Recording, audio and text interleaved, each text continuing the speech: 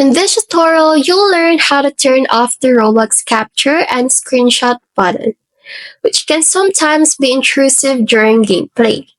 This guide will help you navigate the settings to disable this feature, allowing for a smoother gaming experience. So, let's get started. So first, locate the Roblox app. After you locate the Roblox app, open the Roblox app. After you open the Roblox app, log into your account. After logging into your account, open any games you want to play. As you can see, mine is already logged in and already opened a game. While we're in a game, click the Roblox icon, which is located at the top left of the screen beside the chat icon. As you can see, the menu appears. While we're in the menu tab, click the Capture tab, which is located at the top of the menu screen. While we're in the Capture tab, find the Capture section. After you find the Capture section, click the Off option as you can see on the screen.